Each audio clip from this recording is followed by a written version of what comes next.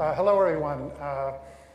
Welcome to the second half of Chronos Dev Day. These are the Vulkan sessions. We have 4 talks planned this afternoon. This first one is output from members of the working group describing how the ecosystem looks to us. We appreciate your reality check on that. And what we've been working on since GDC last year. Of course, last year, Vulkan 1.1 was new. Now it's old news. We're not going to talk about it. We're going to talk about everything that's happened since. And then we have 3 talks from people actually working with Vulkan. We kind of work on Vulkan. The other talks are about working with Vulkan to make cool things happen. And so the title of this first talk is The State of the Union. Sorry, I should introduce my fellow speakers. I'm going to give the fuzzy overview and high-level stuff. Karl's going to give, on the web it says deep dive, but I wouldn't give Karl enough time. So he's going to do a shallow dive on validation. And Jeff is going to talk about the latest, coolest, gnarliest thing that he has introduced to change the way Vulkan works for everybody forever. So, quick whirlwind introduction to how the ecosystem looks to us. In the hardware space, at the GPU level, it's kind of done deal, game over. Everybody who's shipping a GPU and has pretensions to be serious about it has a Vulkan driver. The remaining issues as far as getting drivers onto platforms in consumers' hands are legacy issues. There is the pipeline of, in my case, I have to manually install a driver from Intel in order to get it on my cheap laptop. And there's more legacy problems in the mobile space where you've got, unfortunately, still some very low-end phones being made that don't meet the hardware spec for Vulkan. That is, they don't support OpenGLES 3.1.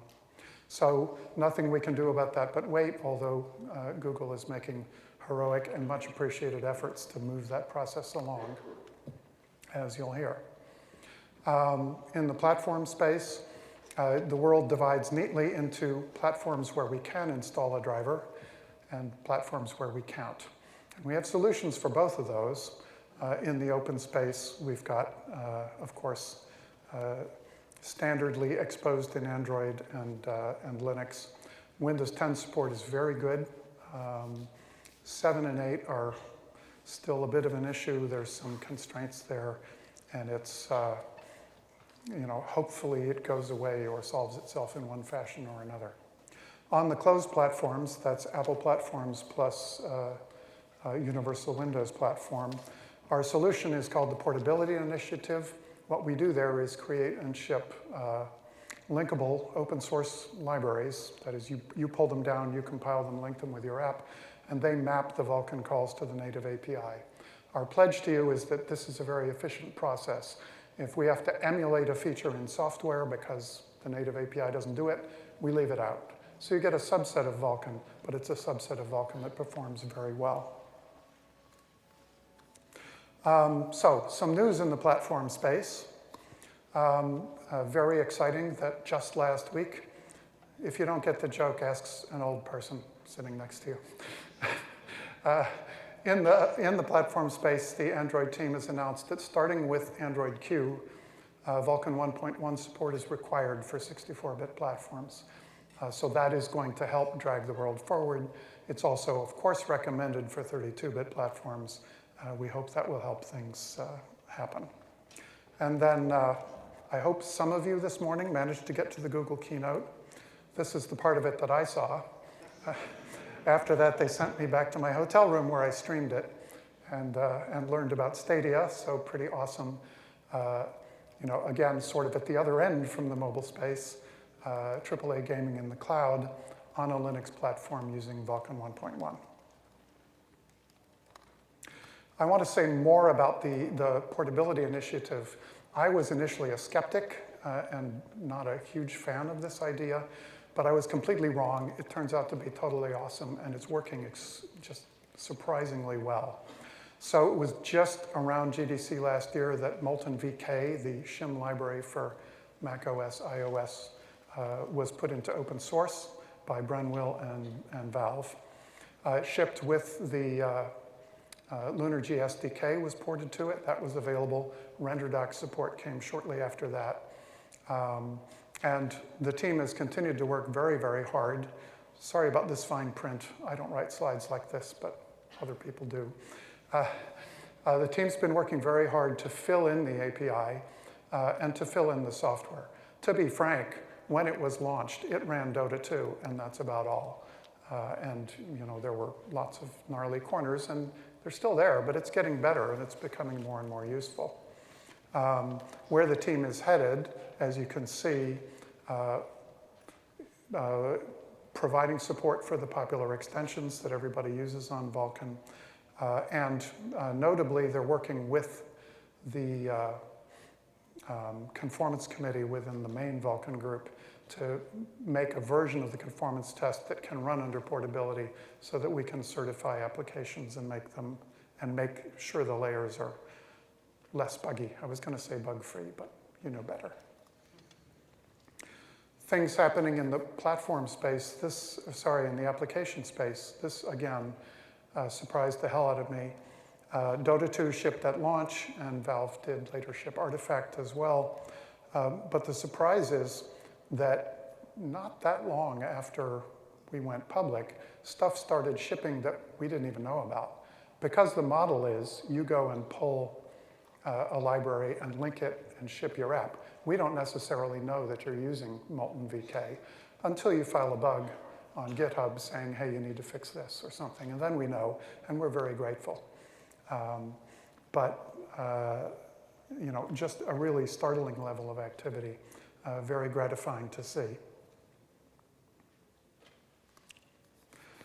I don't have a lot of game engine news. It's not news anymore if somebody ships a game engine with a Vulkan path or adds a Vulkan path to their renderer. The news that I'm aware of, both Epic and Unity now support support Vulkan backends under the editor, which means that if you're targeting Vulkan, you can have what you see is what you get sort of experience when you're building your assets. So that's a positive. And also, very gratifying to me, it's now the case that under Linux, Vulkan is the default backend renderer under UE4. And that was a long time coming, and I'm very glad to see it. Content shipping, there's quite a lot of it. And it is cross-platform, right? We've got stuff on Mac OS through the portability layer, stuff running Windows 10 on the desktop, and Linux as well, including lots of ports from Feral and other people like that. In the mobile space, some interesting new content on the right. Disorder from NetEase is just releasing this week. And of course, our really exciting news, Fortnite shipped on Android a while ago, uses Vulkan on some hardware, and that is on some phones and not on others. I have to say, and be honest, getting Fortnite to run was more painful than it should have been. We are taking those lessons to heart. You'll probably hear more about that from Jack Porter, who's speaking later in the third session, I believe. I am always interested in what developers are interested in, so I look for statistics wherever I can get them, because I'm a numbers guy. Karen Gavam at LunarG keeps me fed with download statistics, and all this really tells us is nothing's changed.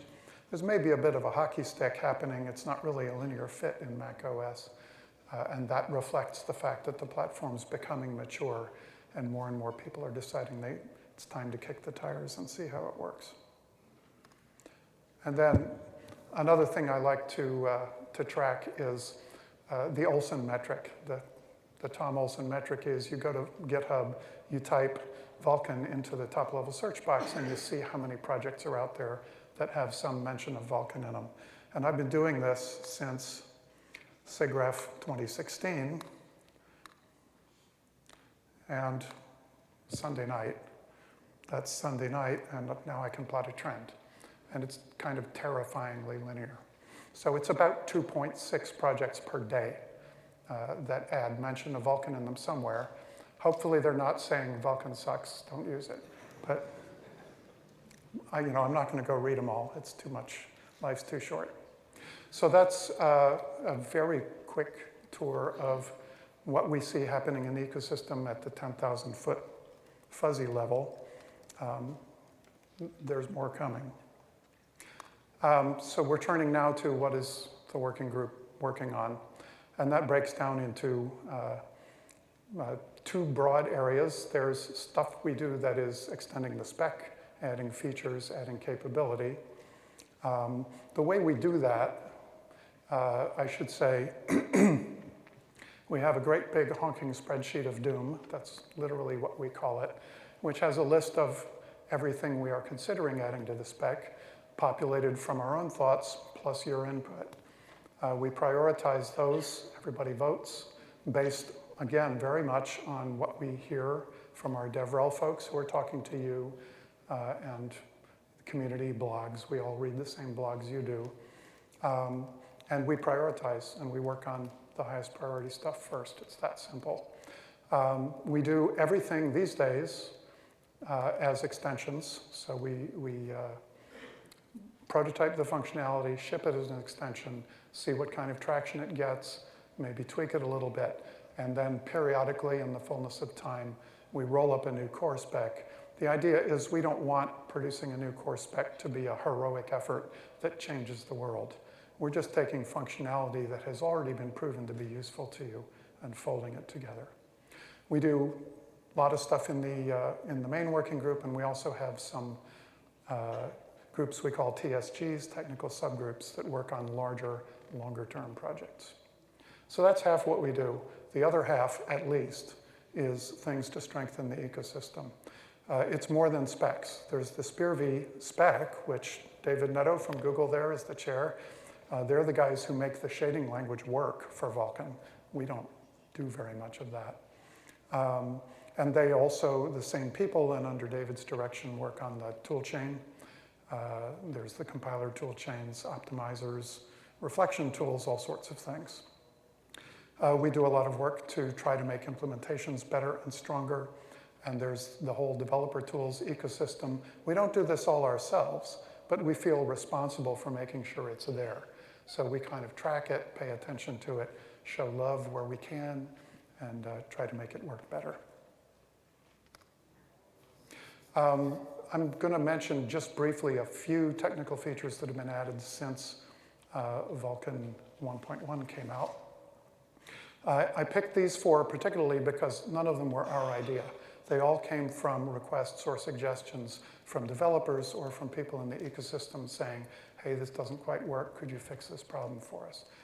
And these are the result. So scalar block layout, we've made several attempts to make sure that we're compatible with HLSL data layouts.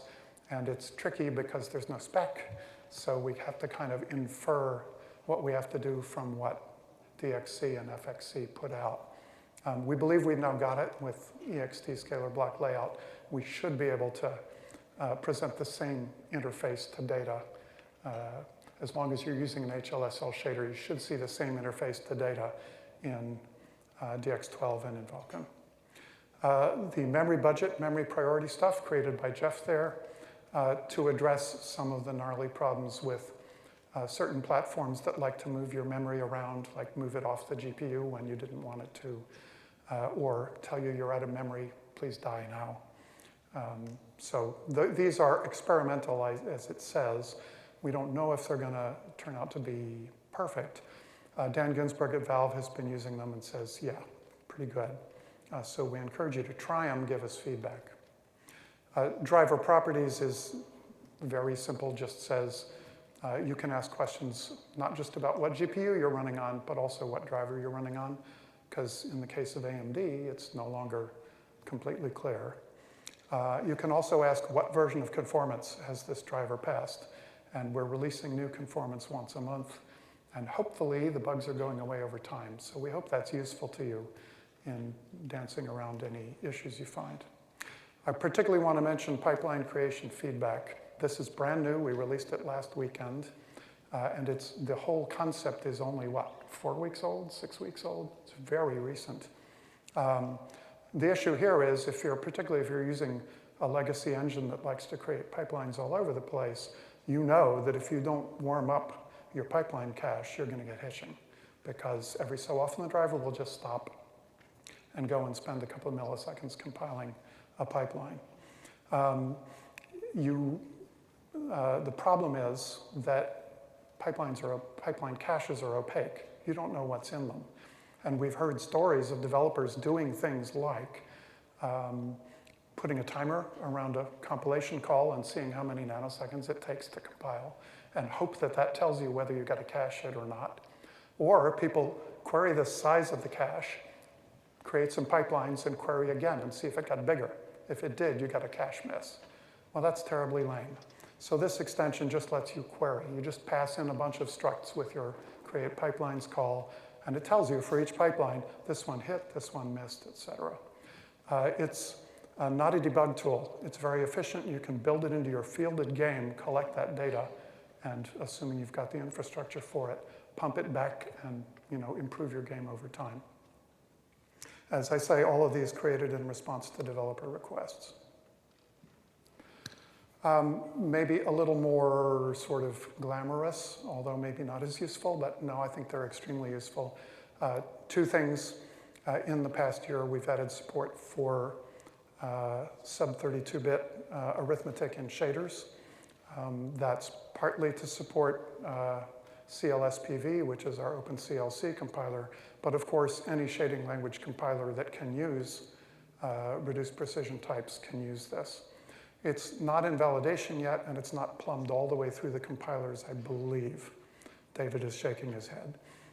So it's not entirely ready for prime time, but it's out there. It's in the SPIR-V. If you're doing your own SPIR-V tools, go nuts. And you can also do things like query rounding modes, et cetera. The other one I wanted to wave the flag for is descriptor indexing. I hope some of you are using it already. Also created by Jeff there at the end of the table. The basic thing this gives you is it raises the bar enormously, so you get very big. The minimum max size of descriptor set is now large. And then it tweaks a bunch of limits and capabilities such that effectively you get bindless resource access. And this, of course, as you know, creates an enormous new range of possibilities of ways to organize your engine.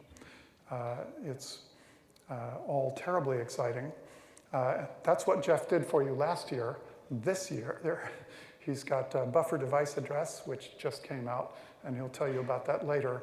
I feel like they're spiritually akin because, again, this opens, it's like the clouds part, and there's this vast landscape of cool stuff you can do with it.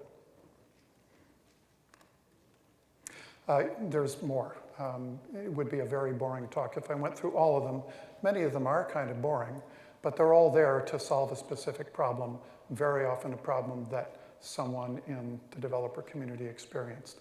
I don't think you should, I'm not recommending that you go and read through the entire appendix and look at all of these. Just be aware that we are releasing them fairly steadily. You may read about them in blogs, you may hear about them, and it's worth kind of tracking to see what's there and see if you can use it. If you see something you like, let us know. That's very important for encouraging us. I said we do have subgroups working on larger projects. The portability group you know about. So these guys don't meet in the main Vulkan meeting. They meet separately. Portability, we do have a group working on ray tracing. They're making good progress. We have a group working on video, and there's a brand new group working on exposing machine learning. You all know people use GPUs for that a lot. They're quite good at it, and we want to be able to expose that. There's a separate group. It's actually not part of Vulkan at all, also trying to do a safety-critical version of Vulkan. That's such a specialized field, I'm not going to talk about it. But it is in flight. A couple of language notes that I got from David earlier. Many of those extensions I showed you have SPIR-V components, and the SPIR-V team and the tools team have done tons of work to make all of those things happen. And I didn't say thank you then, so I'll say thank you now. They're also doing work on the engine room of SPIR-V.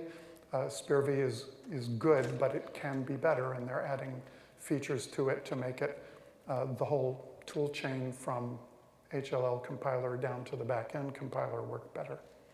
Lots of progress in DXC, notably float 16 support, apparently pretty good now, and 8 and 64-bit coming. The OpenCLC compiler, this thing compiles OpenCLC kernels in a form where you can actually dispatch them on a Vulkan implementation. Adobe is using it extensively. It's a bit specialized and customized for their use case, but work is continuing on that. And David has introduced a bunch of cool stuff into our software development process using fuzzing to help us generate lots of test cases easily, and using Amber, which is a tool trapping a bug in Amber, like Jurassic Park, right? It's a tool which allows you, if you detect a bug, it helps you narrow in and generate a minimal test case. We're using that for the we're planning to use it for the Vulkan conformance test. David's using it for the tests for the SPIR-V tools.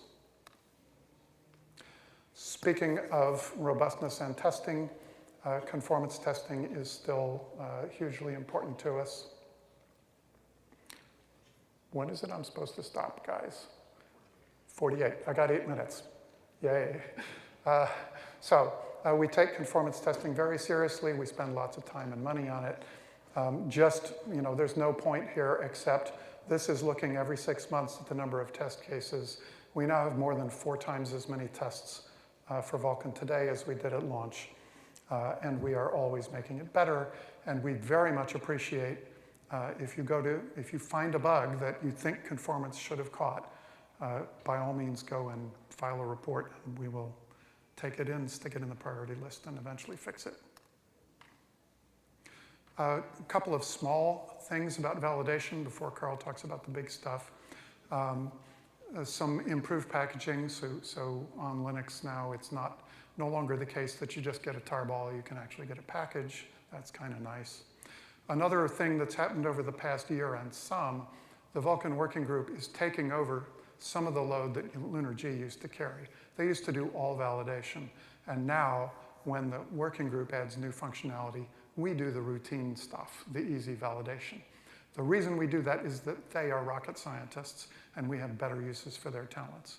And so us taking load off them has allowed them to do more interesting things. Karl will talk about GPU-assisted validation, which is an example of that. At our last face-to-face meeting, we did some soul-searching about the Vulkan ecosystem, looking from 10,000 feet. How do we think we're doing, and how do we think we're doing compared to our competition, which I take to be the proprietary modern low-level APIs. I stole a metaphor from Shannon Woods back there from Google. What she said was, yeah, if you look at the toolkits for the other groups, what they give you is kind of like this, and what we give you is kind of like that. So it's like, it's all the same parts, but it's a lot harder to work with. And so we've talked about it. It's fundamentally hard to do in a resource-constrained environment where we target lots of OSs, lots of platforms, lots of GPUs. But we recognize it as a problem. We're trying to do things to make that better. Initial steps, and I should say we're at the very beginning of this process. We started really taking this seriously toward the end of last year and in January. But one thing we've done is to hire a professional DevRel person to help us professionalize our DevRel. And where is Chris? He's supposed to be in the room. Yay, there's Chris in the just busted out of jail shirt there. So please say hi to Chris. Chris is, he's not our only interface, excuse me, to the developer community, but his #1 job is to help us understand your needs better. We pay attention as best we can, but he has more experience, and he's been doing great work since he came on at the end of last year. The first thing he did was look at the current state of things, look at our ecosystem, do some planning, and do a survey. Thank you very much to those of you who filled it out. I am quite sure. Who filled out the survey? Hold up your hand. Come on. Nobody? Okay, I'm impressed. There's one. We got hundreds of responses, and they were extremely useful. And the number one ask that we got was people said, you know, the code example situation in Vulkan is relatively dire. The LunarG SDK has some good ones. There's some other very good stuff out on the internet, but it's kind of all over the place. You can't tell the good ones from the not so good ones. They make different assumptions about platforms. There's all kinds of issues. So the first thing Chris is trying to organize is to make that situation better. Nothing serious has happened yet except conversations, but we've been talking to many of the awesome contributors like Sasha, and we are working on making that situation better. Another piece of work that's in progress and very early, looking at the SDK, it always seemed kind of weird to me, I don't know about you, but that you'd go to Vulkan, the Kronos website, and it would say Vulkan, and you'd search for an SDK, and oh, here's a link to the LunarG SDK. And you would go, and there was the LunarG SDK. Looks nice. Is it official? Is it like, is this what I'm supposed to use? In fact, it is. And one thing we've done is we've said, well, that just doesn't look coherent. So LunarG has kindly agreed to start the process with us of migrating that SDK to where it is a more integrated part of the ecosystem that Kronos provides and supports. So this is going to happen over time. All that has happened so far is that it's been reskinned. So if you go to the LunarG SDK website now, it's the Vulkan SDK rather than the LunarG SDK.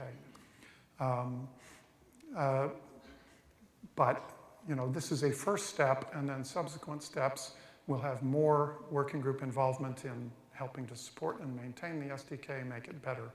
And it's just a general step toward a more coherent ecosystem. I hasten to say this does not in any way imply any change in LunarG's role. They are still absolutely critical. They are the upstream maintainers, and they will continue the awesome work they've been doing and do more. They'll just have more help from the rest of us. And this is all done, of course, with the support and sponsorship of Valve, for which we are extremely grateful.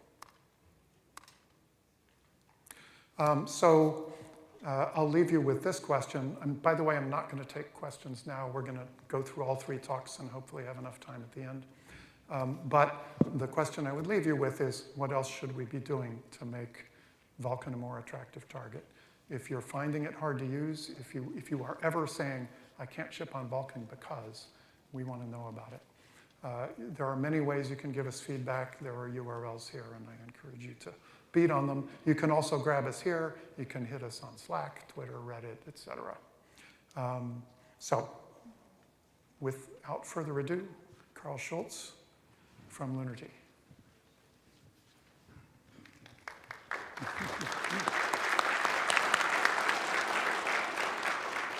All right, thanks, Tom. And as Tom mentioned, LunarG has been working on some interesting and advanced validation layer features.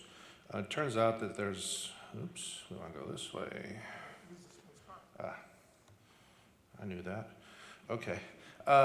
So it turns out there's a lot of, there's a certain class of validation problems that are extremely difficult to solve on the CPU itself, or only on the CPU. So that's what GPU-assisted validation is all about. Basically, we want to use the GPU to run instrumented shaders that generate some debug information that the layers then analyze and then tell you what's wrong.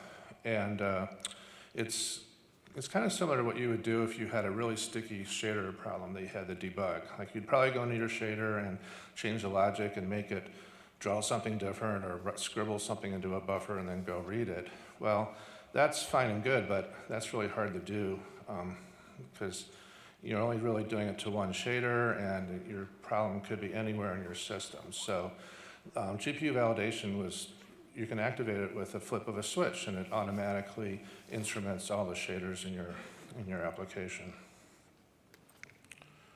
One of the things we targeted with GPU validation is something called bindless descriptor accesses. And the word bindless, kind of ironically, doesn't show up anywhere in the Vulkan spec. So just to make sure we're on the same page of what that means is, for example, in this example, if you have an array of textures, in this case there's 6 of them, if you access them with like a fixed index of 4, well, that's not bindless because the compiler can figure it out. If you put in 10, it's not bindless, but the compiler, gives you an error because you're doing it wrong. But if you put a variable in there, that's what bindless is all about. There's an ambiguity there that's not resolved until runtime, until the shader executes. A very simple example, if you have a cube and you just want to draw a different texture on each face of the cube, and then you would probably provide some kind of a map in a uniform buffer, for example, that the shader uses to figure out which texture to put on which face. Well, in this case, one of the faces is black. It's not supposed to be. You probably got lucky. Sometimes the device might crash or you lose the device if you make that kind of mistake. But so clearly there's a bug probably in this map that we're talking about that maps the vertex, that lets you select the texture. So how do you figure out what's wrong? Well, you can turn on GPU-assisted validation, and you get this really verbose error message. And let's zing through it a little at a time. So first of all, you're told what the reason is, and your descriptor index is out of bounds, so that's a big help.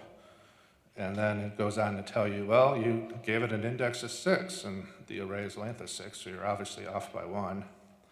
Tells you what command buffer the problem occurred in. If you use the set debug utils object name extension, you can name your command buffers so that it's more than just a handle. So it might be easier to find your command buffer if you name these things. In addition, it tells you the index of the draw call within the command buffer, so that gives you even more information about isolating the problem. The pipeline, the shader module, it will tell you the shader instruction index that caused the problem in the SPIR-V, so you could disassemble the SPIR-V and dig around in there and learn more about what's going on. Since this was a fragment shader error, it gives you a little bit of information about the error in the fragment shader. In this case, we give you a pixel coordinate, which might be useful to see something on the screen. And finally, if you if you compile the shader with debug information, it'll tell you the source code, it'll tell you the file name and the line of code that actually caused the problem. So it's a huge amount of information that you've got available to help debug these kinds of problems. The cube was a pretty simple use case. In the real world, Dan Ginsberg had a bug in some work he was doing. He spent a couple days digging into it, and then we finally had him try out this validation layer improvement, and he was able to find the problem very, very quickly. He got an error message similar to the one I just showed you, and it said that the index was -1, so clearly that was a mistake, and he was able to find the problem pretty quickly. So how do you turn on GPU validation, GPU-assisted validation? It's off by default. It does use resources, and it does slow down your shaders. And you'd expect that because it's adding extra instrumented code. The amount of slowdown depends a lot on what your shader's doing. It's kind of the ratio between all the computations going on versus the array indexing. And I noted too that you need SDK 97 or better, and that came out about a month ago. So it's pretty new, but it's been out a little while. And to activate it, this is just hanging another extension structure off the pnext pointer in a instance create function. And you can find documentation for this on various LunarExchange websites and in the SDK documentation. But you just add this additional data to the pnext chain, which should be a pretty familiar idiom for Vulkan programmers. There's also a second way to activate it if you like to use layer configuration files. A quick diagram about how it works. If you start at the upper right and submit a command buffer, of course, submitting the command buffer causes shaders to execute. And the shader module was instrumented for you at the time that you called create shader module. And it performed a SPIR-V optimization pass, which is actually an instrumentation pass that's performed by SPIR-V opt. And this happens for you automatically when you turn on GPU-assisted validation. So the layer is essentially modifying the SPIR-V before it hands it off to the driver. And then at shader execution time, it updates a piece of memory through a descriptor, and then finally into device memory. And then once the workload is finished, the layer will do a wait idle and analyze the debug buffer and generate a report just like the one we saw. There are some limitations. You need Vulkan 1.1. The current implementation needs a free descriptor set slot in the pipeline layout. I'm going to talk a little bit more about that later. And it does use up a small amount of memory. There's a white paper that describes some of these details that I'll show you a reference for towards the end. And it's limited to image and textual descriptors at the moment. Future work, Tom mentioned the descriptor indexing extension, which we think a lot of people are going to start using. And to me, it's an extension that relaxes a lot of restrictions on descriptor initialization. It might also introduce some hard-to-debug problems, and so it would be beneficial to add validation for these cases. So next month, hopefully, we will be releasing support to validate these 3 flavors of these 3 types of checks that are useful when you're using the descriptor indexing extension. And then we'd also like to get rid of the need to have that, to reserve or use that descriptor set binding slot. One option is to essentially recompile the shaders so that they match the pipeline, so that they can adapt, if you will, to the pipeline layout. So if we need to find a binding slot someplace in the pipeline layout, we can examine the pipeline layout and find a free binding slot in an existing descriptor set and use that. That could cause an explosion in the recompilation of shaders, but it's just something we're looking at right now as a possible solution.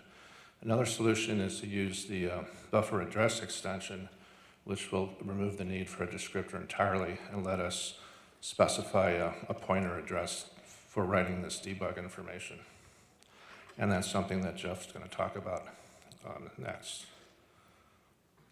Quick credits. LunarG guys have been working on this. Greg did the shader instrumentation and SPIR-V tools, and Tony and I have been working on the layers, and Dan gave us some early feedback and direction on what to do first. For more information, Tom showed the Vulkan SDK website with the new skins. There's a lot of information there. We did a white paper which goes into a lot of detail about how this works, and then there's design notes and code in the various GitHubs. And that's it, thanks.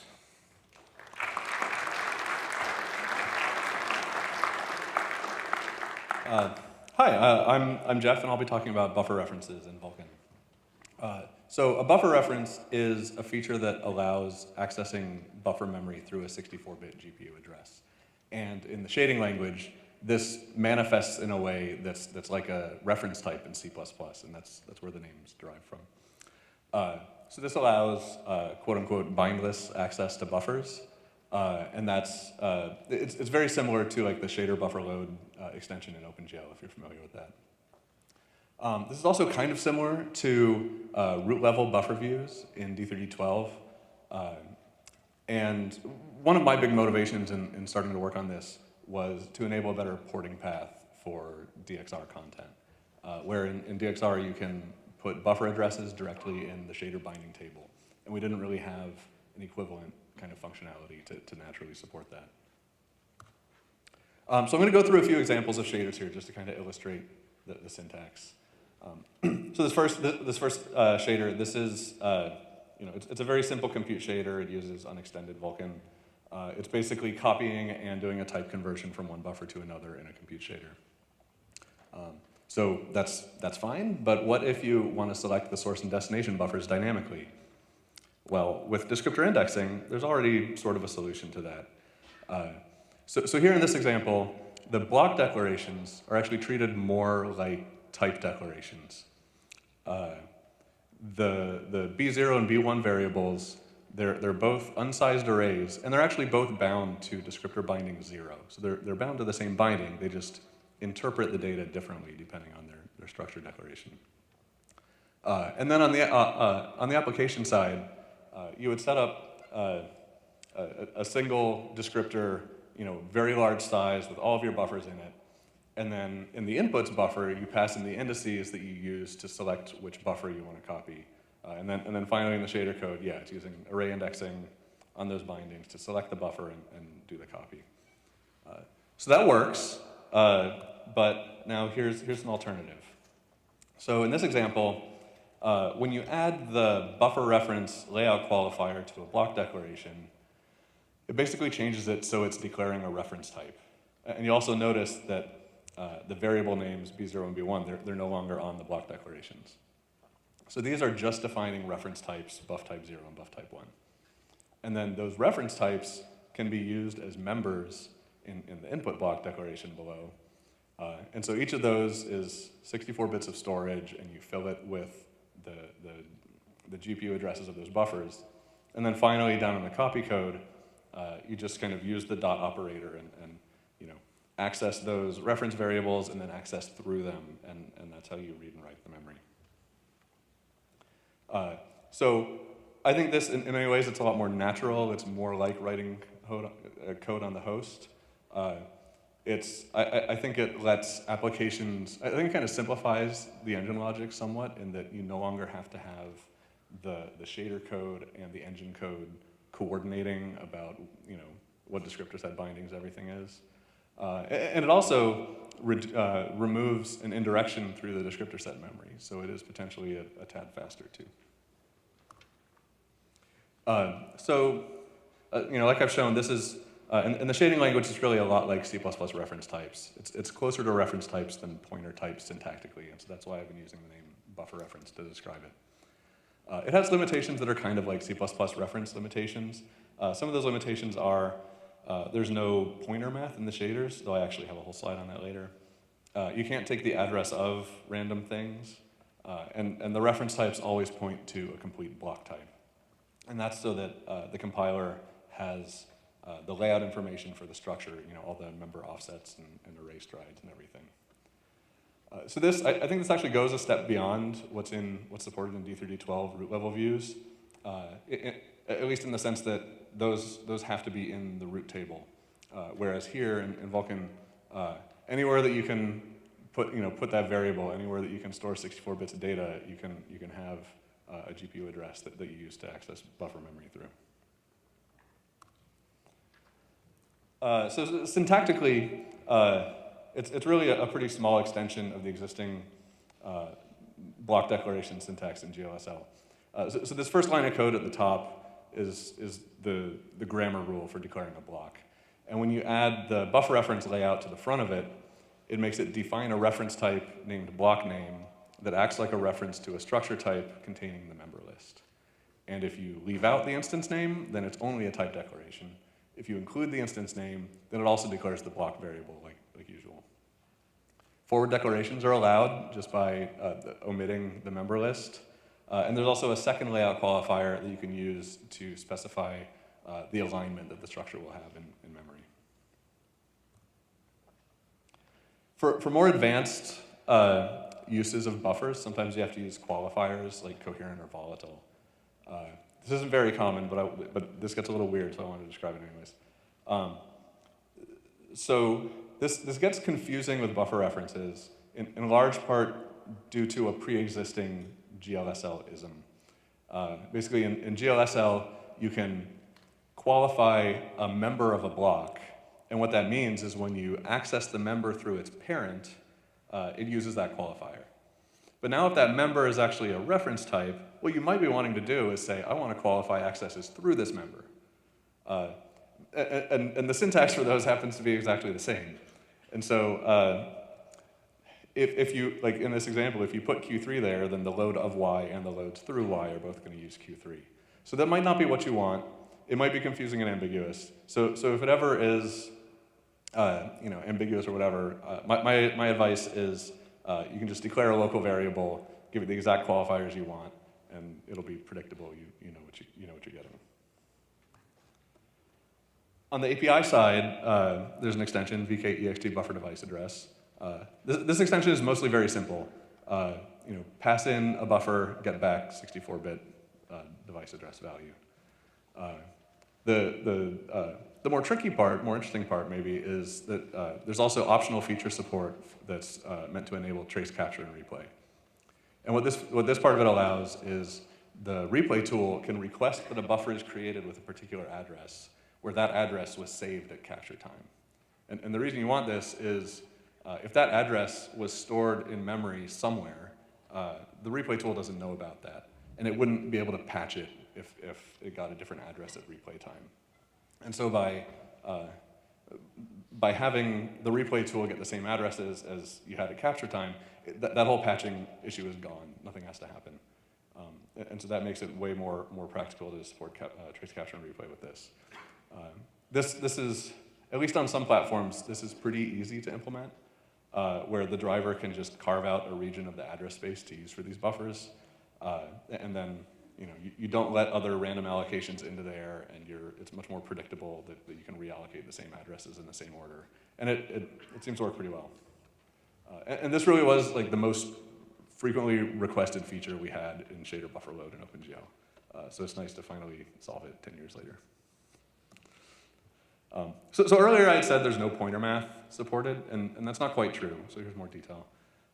So in the current extension, what I mean when I say there's no pointer math is that there's nothing like pointer plus integer, where the integer is implicitly multiplied by the size of the type that it points to. But what you can do is you can convert the reference types to and from 64-bit integers. You can do whatever addressing math you want to do on the integer value and then cast it back. So the functionality is all there, but the nice syntax isn't. So I've started on a follow-on extension that adds support for reference plus integer kind of operations where it automatically does the multiply by the size of the structure. And this is actually really, really useful. The workaround for this is really clunky because there's actually no size of operator, at least in GLSL. And so to get the size, you'd have to plumb it in yourself or something. It's awful. So that's nice. And then also the bracket syntax for array indexing is supported as well, and it's just equivalent to to adding to adjusting the address by that index multiplied by the size of the structure. The place that gets a little wonky is because we don't have a distinction between the pointer type and the reference type in the language. If you do the bracket syntax on the reference type, you get back the same reference type. And that means you could go and just apply the bracket syntax again. And so that's weird and useless. But the base functionality of the extension is actually still useful and was requested by developers. And so I think it'll still be a good thing. If people have alternative suggestions for that, it's not too late. But it's just a little weirdness that I think is kind of unavoidable. There is a SPIR-V extension that goes along with this. It's called Physical Storage Buffer. The physical here in the name is taken from SPIR-V's existing notion of physical addressing, which is like the addressing mode where you actually have pointer values. So that was used in OpenCL before. Now it's kind of sort of used in this extension as well. So this extension adds a new storage class for these accesses. It pulls in some existing instructions that were specific to OpenCL. But it ends up being a pretty small and clean extension. And that's in large part because it doesn't actually introduce reference types as a thing in SPIR-V. It's all in terms of existing SPIR-V pointer types. So most people probably don't work directly in SPIR-V, so this doesn't really affect you, but I think it's useful information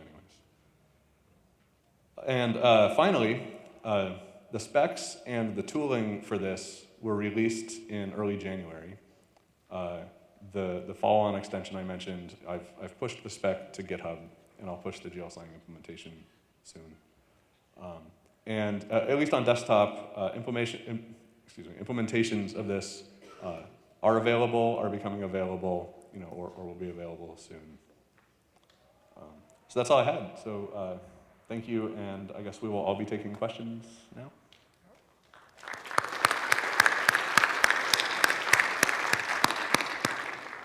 So we're still live, yes. We have 10 minutes for questions, and we can treat this like a BOF. If you don't have questions, you can give us rants instead. We've got us three plus a fair number of other working group members in the room. So we are interested in your questions, and we're interested in your input. There is somebody with a microphone, but if you shout, I will repeat the question. Okay, anybody?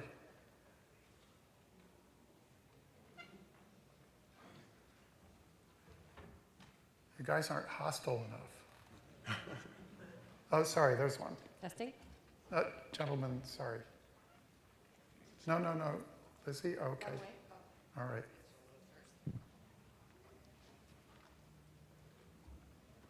Hi, my question is about buffer references. Is there any chance we'll get those on mobile GPUs ever? I obviously can't commit for them, but we did this as an EXT, and everybody was generally supportive of it. So I think the likely answer is yes, but I don't know what the actual schedule for that would be. Yeah, I mean, would observe that at least Qualcomm and ARM definitely, I believe, Imagination support OpenCL 1.1, which has pointers. So I would assume the hardware capabilities there.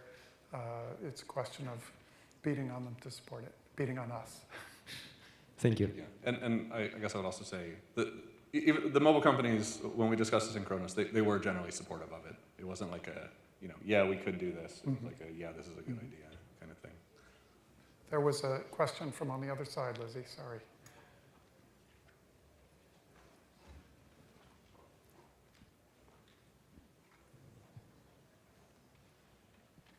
Hi, my question is, what's your future plan for GFX Argos, and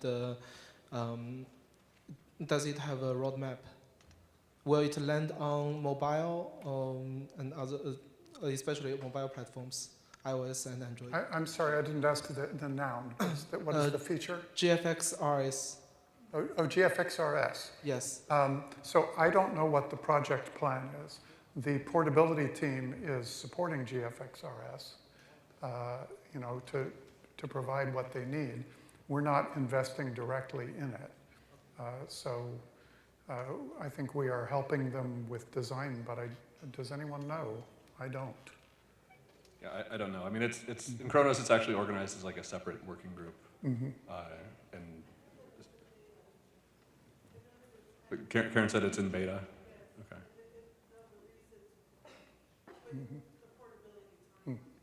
So, but the particular question was targeting mobile, and I guess, well, let's see. GFX RS.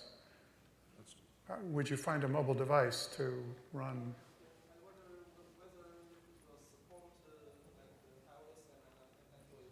In the near future. Support? iOS and Android. Oh, iOS and Android. GFX RS does have an iOS, or is it iOS or Mac OS? They have demonstrated, they've actually run Dota 2 on Mac OS. Mac OS, but not iOS. Okay. Yeah, I don't know the status. The portability group, Neil did not come, I guess. Sorry. I was presenting. There he is. He will know. Super. Actually, I don't know. But it is on Mac OS. I actually don't know whether it's going to be on iOS or not. But yeah, email me and I'll find out the answer for you and we'll post it publicly. Thanks, Neil. Neil is the chair of the portability group, as well as the president of Kronos.